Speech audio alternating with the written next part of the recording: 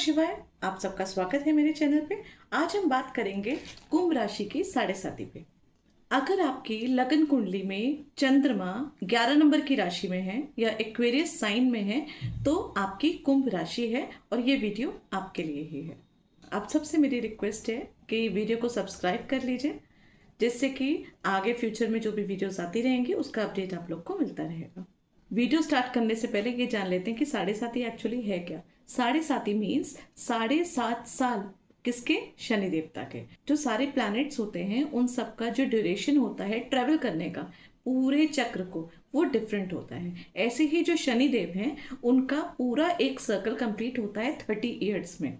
वो एक राशि में 2.5 साल रहते हैं। तो जिस वक्त शनि देवता चंद्रमा के ऊपर, चंद्रमा से एक राशि पहले और चंद्रमा से एक राशि बाद में, इस तरीके से जो 3 फेस से गुजरते हैं, अपना ट्रेवल करते हैं, उसको हम साढ़े साती कहते हैं। क्योंकि 2.5 साल चंद्रमा से पहले, 2.5 साल चंद्रमा पे और 2.5 साल चंद्रमा के बाद, तो ये 7.5 साल जब वो निकलते हैं तो व्यक्ति के जीवन में बहुत ज्यादा इफेक्ट पड़ता है और उसी को हम कहते हैं साढ़े साती। साढ़े साती से डरने की जरूरत नहीं है, सिर्फ अलर्ट होने की जरूरत है। साढ़े साती हर व्यक्ति के जीवन में 2 या 3 बार आती है, क्योंकि हर 30 साल के बाद आती है।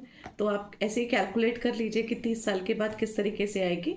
तो इसमें यही होता है कि लाइफ के बड़े बड़े इवेंट्स होते हैं, अच्छे भी और बुरे भी।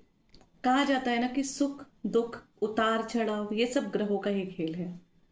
साढ़े साती जो है वो आती है तो बहुत कुछ देके जाती है, व्यक्ति को माला माल बना देती है, धनाढ़ बना देती है, मान प्रतिष्ठा पैसा सब कुछ देती है, या फिर व्यक्ति की लाइफ में उसको पीट पीट कर सब कुछ उसका खत्म हो जाता है।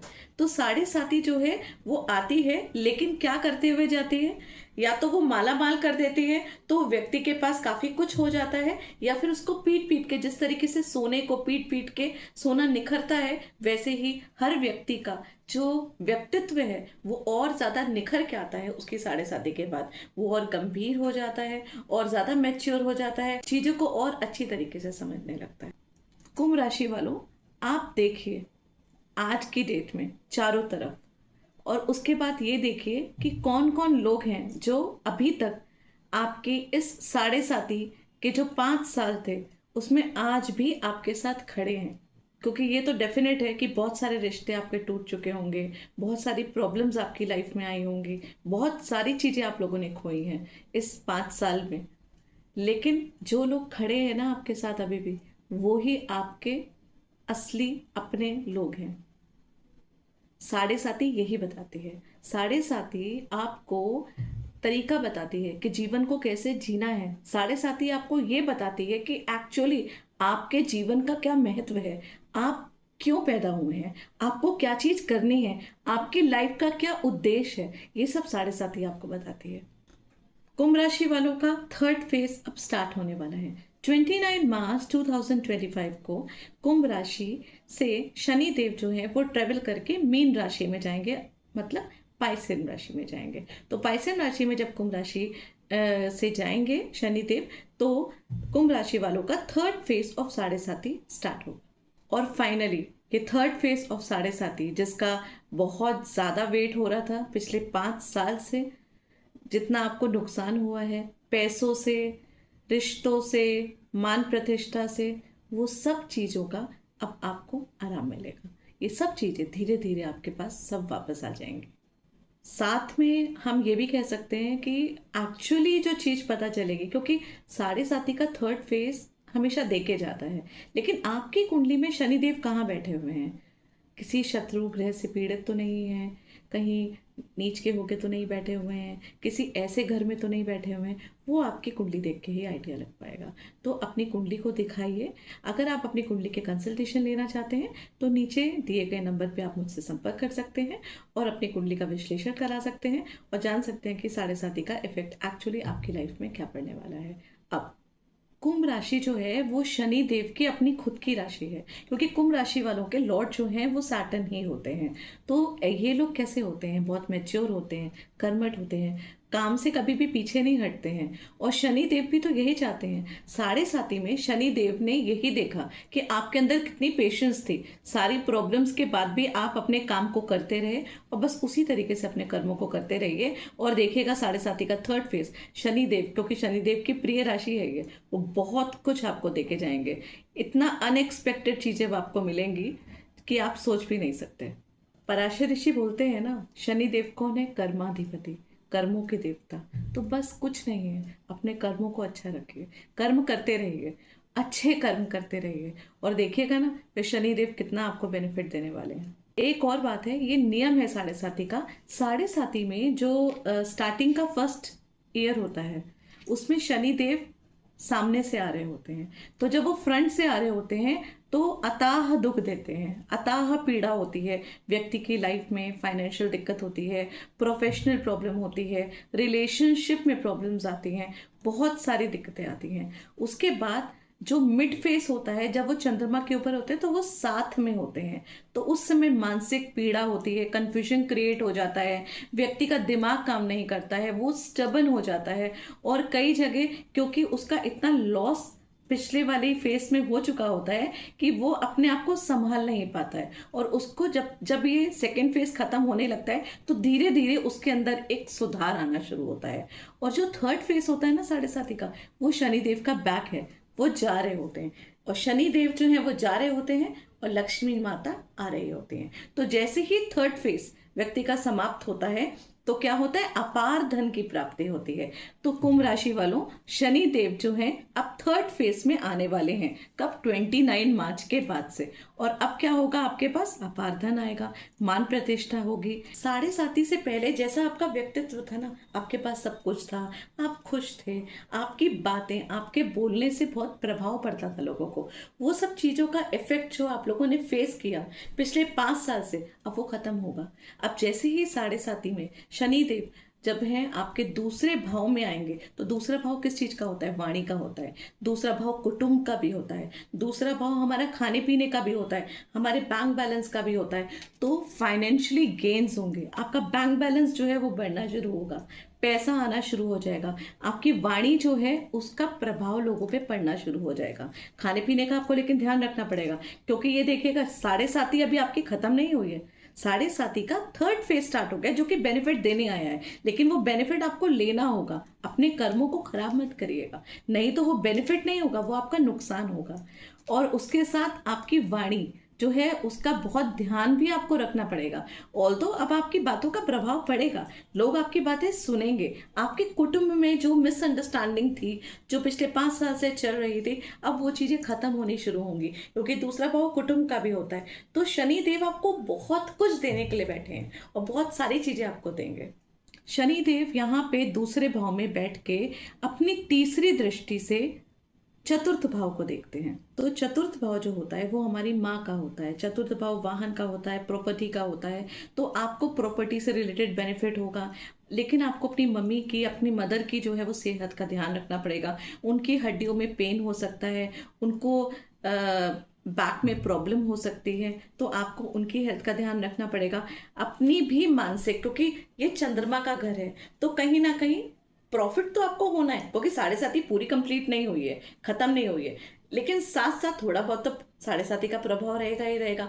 तो मानसिक पीड़ा थोड़ा बहुत रहेगी, क्योंकि ये चंद्र का घर है। लेकिन आपको साथ में प्रॉपर्टी मिलेगी, आप गाड़ी खरीद सकते हैं, लेकिन आपको ट्रेवल का ध्यान भी रखना पड़ेगा। इसलिए ध्यान रखना पड़ेगा क्योंकि शनि देव जो हैं अपने तीसरी दृष्टि से तो देख रहे हैं चतुर्थ भाव को, लेकिन अपनी सातवीं दृष्टि से अष्टम भाव को देख रहे हैं। अष्टम भाव किसका होता है? एक्सीडेंट्स का होता है। अष्टम भाव ससुराल का होता है। अष्टम भाव अकल्ट साइंस का भी होता है। अष्टम भाव पैतृक संपत्ति का भी होता है। तो ये भी हो सकता है कि कोई पैतृक संपत्ति है जो काफी टाइम से आपको नहीं मिल रही है, वो अटकी हुई है, स्पेशली पिछले 5 साल से, तो हो सकता है कि आपको यहाँ पे बेनिफिट मिल जाए। आप अकल्ट साइंस में जा सकते हैं, आप कुछ पढ़ सकते हैं, कोई पढ़ाई कर सकते हैं। इनफैक्ट मैं आपको सजेस्ट करूंगी कि 8th हाउस जब भी एक्टिवेट होता है तो कुछ ना कुछ अकल्ट जरूर कर लेना चाहिए, पढ़ लेना चाहिए, जिससे कि उसका नेगेटिव इफेक्ट आपकी लाइफ में नहीं पड़ेगा। उसके बाद आप उन सब चीजों को और ज्यादा अच्छे से कब देख सकते हैं, ये देखना होगा कि आपकी कुंडली में एक्चुअली सैटर्न कहाँ बैठा हुआ है, क्योंकि यहां से सैटर्न ने चतुर्थ भाव को देखा,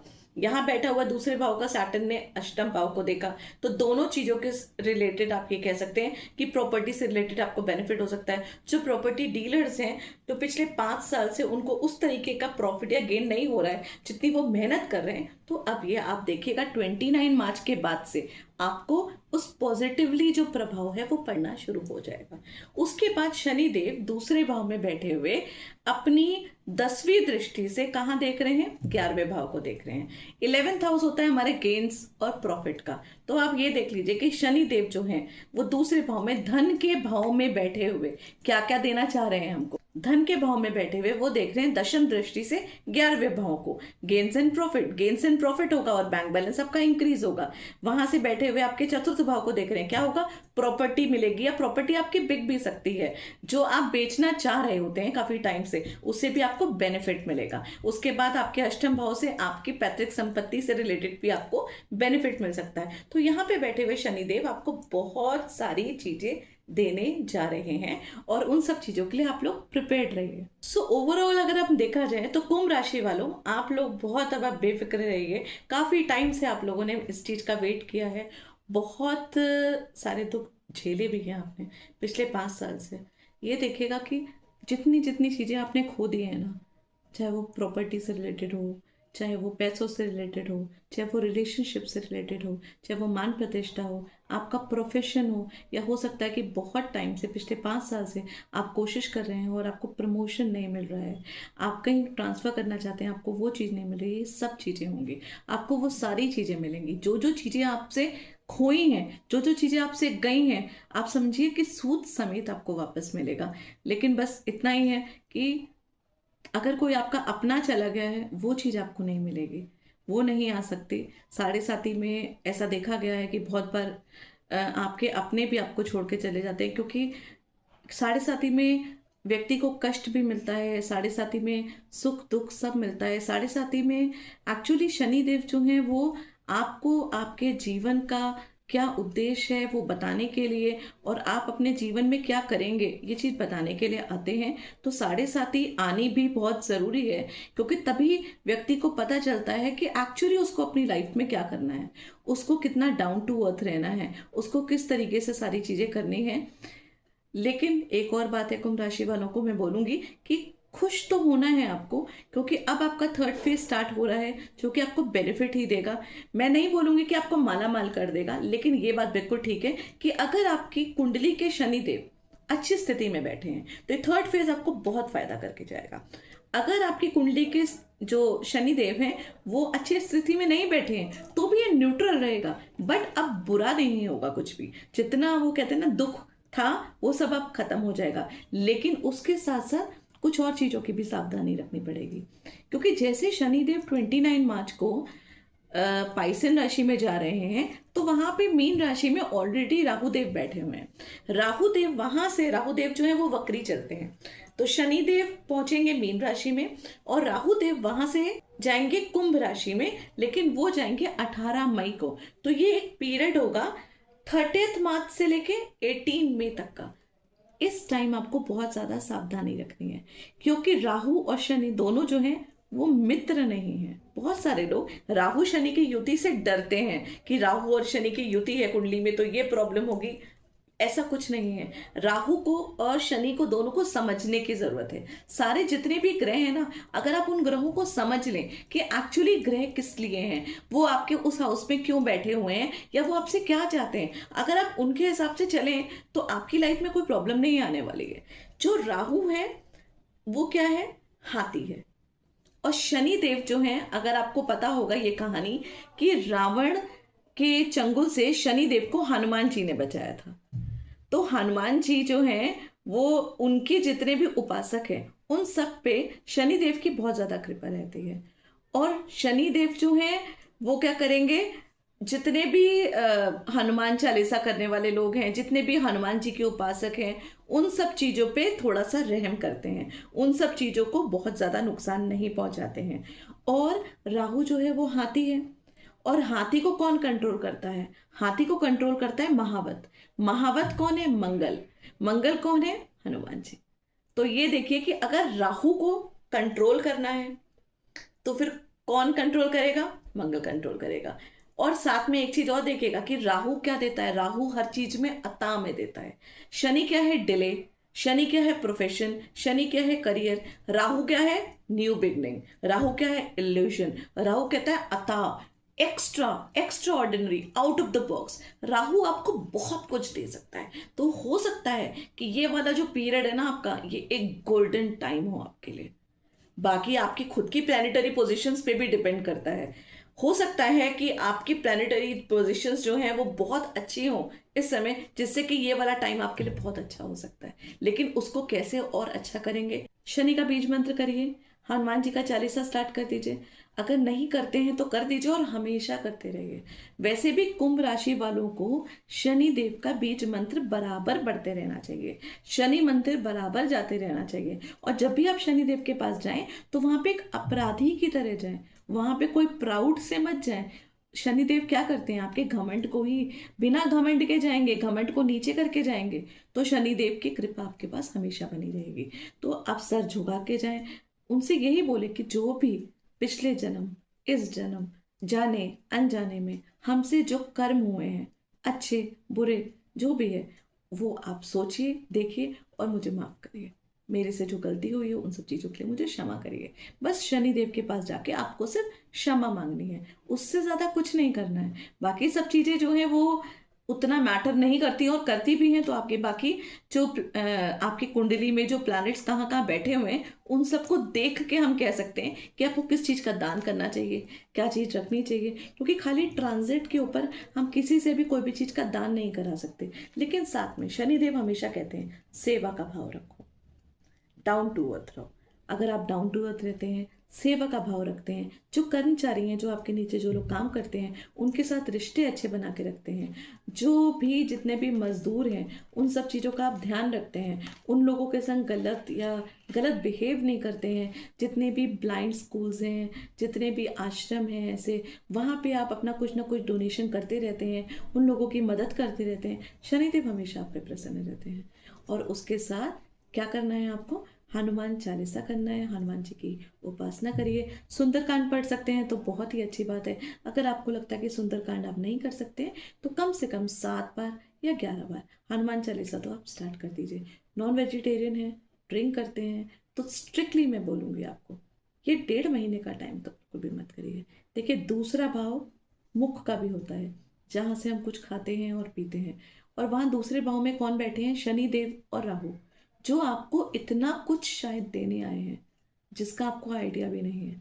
आपको बहुत सारा बेनिफिट हो सकता है, लेकिन आप अपने कर्मों को खराब करके उसी चीज को विपरीत दिशा में मत लेके जाइए। आप इस चीज का ध्यान रखिए। और देखिएगा, राहु जो क्या करता है वो सडन गेन्स देता है, सडन प्रॉफिट देता है। तो यहाँ पे बैठे हुए राहु और शनिदेव दोनों इकट्ठे बैठ के आपको हो सकता है बहुत सारा फायदा दे, लेकिन आपकी वाणी जो है उस पर थोड़ा सा आपको नियंत्रण रखना पड़ेगा। क्योंकि राहु जब यहाँ पे बैठे हुए हैं ना, तो ऐसा हुआ भी होगा कि आपके, क्योंकि जब राहु और शनि दोनों युति करके यहाँ बैठेंगे तो कहीं ना कहीं आप जो है मुंह से थोड़ा सा रूड वर्ड यूज कर सकते हैं, गलत बोल सकते हैं, अपशब्द बोल सकते हैं। तो उस पर आप नियंत्रण रखिएगा। वैसे तो शनि देव जो है वो नियंत्रण रखने के लिए ही यहाँ पे आए हैं। वो यहाँ पे आपको बहुत कुछ देने आए हैं। तीसरा फेज 7.5 का आपको बहुत कुछ देगा, लेकिन लेना किसने है वो आपने लेना है। आपको मेरी वीडियो कैसी लगी ये ज़रूर बताइएगा। मेरी वीडियो को सब्सक्राइब करिएगा जिससे और अपडेट्स आपको मिलते रहें। और उसके अलावा अगर आपको कंसल्टेंसी लेनी है तो नीचे दिए गए नंबर पे मुझसे संपर्क करिएगा। धन्यवाद।